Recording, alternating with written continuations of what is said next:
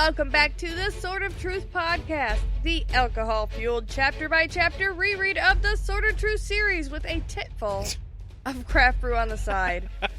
I'm Jade.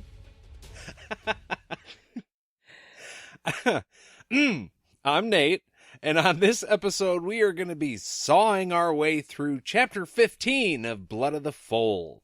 Yeah, we are. And actually, talking about the sawing and the tits, I feel like maybe this is a good point to bring up the potential for content warnings / trigger warnings. Oh, yeah, I can understand that. This one's a bit heavy, especially towards the end. Really heavy. I just know that a lot of people on public forums will warn people before they get into some of those real heavy, dark things, just in case. Just so you're not caught off guard when you're listening and you're like, oh shit, I'm having a bad day now. Thanks for the warning. And we wouldn't want to do that to somebody. But I also have thought about this before. And if you've read this book series, I feel like you know that this stuff is coming, kind of. Oh, like if you've read the chapter, then you're aware of what happens at the end of this chapter. Yeah. So you might know what's coming up. Yeah, but that kind of makes me feel like an asshole. Like, if you read it, you should know. So you don't want to be a dick, and you don't want to be redundant. Right, yeah, I don't want to be saying it over and over for people who are like, yeah, we know this book is about a lot of, gory, dark themes, and you don't have to keep saying it. But yeah, so I just wanted to bring that up to everybody. I don't know how you guys feel about that. If you, as you're listening, have any input for us on that, I would love to hear. Because I don't, like Nate said, want to be a dick or redundant. Yeah. I'd be curious to know, because I really haven't given that much thought. We've, like you said, talked about a lot of dark stuff already, and we just kind of chuckle our way through it, which I'm still keen to do. Oh, I don't want to change anything to that respect, but yeah, maybe it's something for us to consider. Or maybe at the very least in the episode descriptions. I don't know how many people read those, though. Honestly, don't know. Anyways, if you have any thoughts, please let us know. With that, though, I think we're going to get into this chapter so you can find out what we're talking about if you don't know. Yes, if you don't know, but we're assuming you do. Yeah, we are. All right, so this chapter starts off again, right after the last chapter. Boom, boom, boom. I kind of chuckled when I listened to our last episode, because I'm like, of course, this chapter starts when the last chapter ends. Duh. That's not exactly what we mean. There's no cutaway. Yeah. They've just left Richard. We just stuck with Toby. So we're back with Toby, Galtero, and Lunetta, and they are walking away from their meeting with Richard. Yeah. Right? And they're walking through the snow. They're not by the city, it sounds like. They're out a little ways, which we know Richard wanted to prevent. Yeah, they're kind of slogging through the snow drifts somewhere. They haven't gotten out. They're still in town. But they're not near other people. Yeah. And they're looking for some spelled people. Yeah, Lunetta's chasing them with her nose. Kind of? Yeah, which is... That's funny, follow your nose. But we don't know who these people are or what happened. So there must have been a plan in place while we were at the palace with Richard and talking to him. They already had some fuckery going on. Yeah, I don't know if maybe Lunetta was pulling some shit while we were not paying attention to her, really. Because it doesn't seem like there was a lot of time for this to have all happened. But we're going to get a little bit more info here in a sec. Right. So... our answers are revealed in a paragraph or two. Yeah. So it'll be fine. Toby does hear a larger than normal patrol in the distance, but he's not planning on staying around anyways, so he's not worried about it. He's getting cocky at this point. Yeah, he knows Lord Rawl's planning some shit, but he's not going to be around to have to deal with it anyways, so he doesn't care at all. Right, and this is another just nail in the coffin of Toby is 100% not planning on working with Richard. Yeah, despite whatever he said or how calm he seemed while he was in that palace, he had some stuff going on back there that we weren't privy to when we were reading that chapter. Exactly. Like, I thought on my first read through, Toby's a dick. Obviously, he's looking for Kaylin. Obviously, he has a disdain for Richard, and he's starting to figure some stuff out. But I honestly thought that he was like, okay, not part of the plan, but we'll work this into the plan. Yeah. No. He's straight up not gonna, He's not gonna following orders, pretend fucker. Yeah. If he has to. Exactly. He's gonna give him the lip service that he needs to get away from him and then do whatever he was gonna do anyway. Yeah. Which is, yeah. It's a strat. It is a strat. And apparently he's made it this far away from the palace, so it's not working. Yeah. So, and another thing about Richard, Lunetta and him are talking about that whole meeting, and she tells him that she couldn't tell if Richard was lying or not. That's her job, and she's like, I don't fucking know. He's different. His magic is weird. It bothers me. It makes me really itchy. Just, oh. Yeah. But she says ultimately she can't tell if he's lying or not, but she doesn't think that he is. Yeah.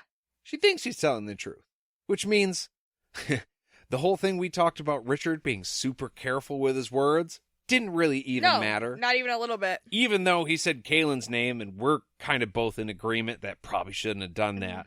Doesn't matter. None of it matters.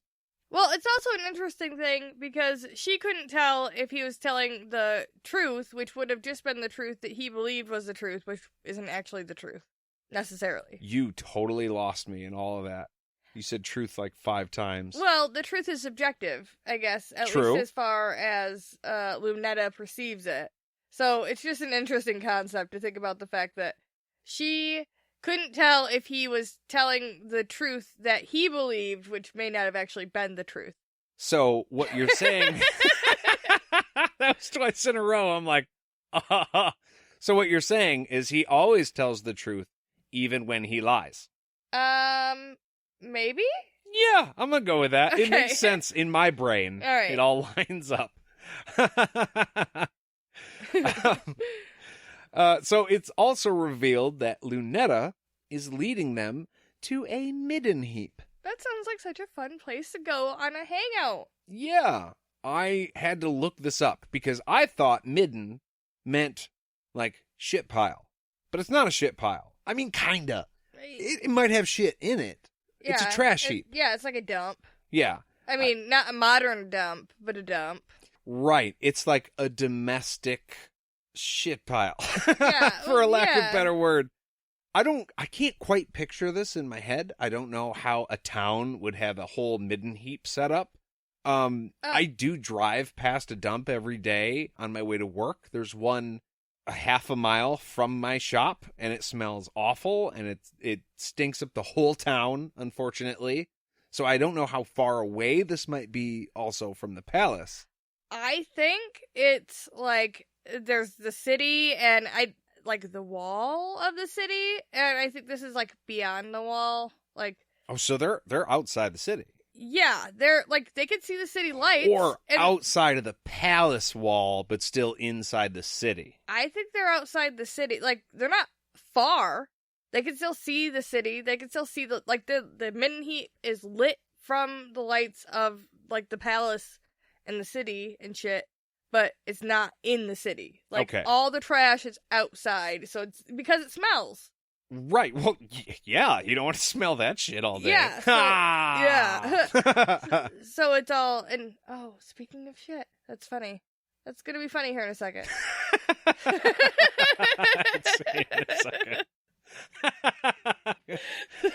Oh, that's great. Now, Lunetta tells Brogan that it seemed like the safest place to keep these spelled people because, nobody's going to be over here by the trash pile at night. So we're not going to get found out whatever fuckery we're up to. And like, who wants to hang out by shit? Yeah. Nobody. We're good, dude. Yeah. And this bothered me because Brogan is like, yeah, midden heap, loony Lunetta. What a great idea. Yeah. And he's a dick for no reason when, hey, this is a good idea. She had a good idea, dude. Yeah. don't be an asshole. He forces her to call him Lord General.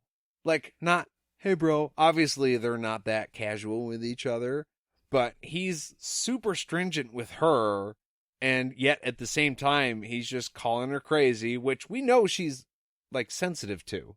Yeah, she immediately reacts when he does it. Yeah. So he knows that she reacts to it, too. And after he's an asshole to her, then he kind of circles back and he's like, yeah, I mean, it's not a bad idea after all.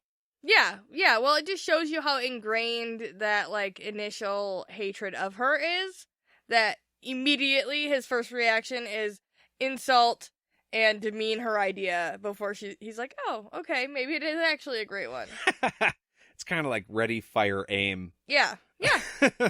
So once they're in the dump, or near the dump, or wherever, by the midden pile, Yeah. Lunetta has Toby stand on a well-trodden path and then tells him that she kept them here with a circle spell. Again, don't know who them is yet. Them are? Them they are? Them they be. are. Them thee? Them be. Them be. Don't know who them be yet. We got there. But these people can't get away. So a circle spell is a spell that that keeps people trapped in an area. Now, they don't believe that they're trapped. They don't know that they're trapped. It's kind of like the towers on the way to the old world in that the valley, right? Oh, yeah. When you're lost, but you don't really know that you're lost. We had Chase and Rachel hanging out by a pool. Richard had some shit going on. Yeah. True, but the horses are just grazing, and we know that was a whole other thing. You think you're walking straight, but you're actually walking in a circle. Right, This and is you like, just keep yeah. snapping a circle, essentially, again and again and again and again, and never reaching your destination. No. But it also kind of seems like they could just be here forever. Like, they're just, we're just walking home. Even if home is 2 minutes away, they could be doing this for an hour. Yeah. And it wouldn't occur to them that they're still walking. Yeah, they're spelled, for sure.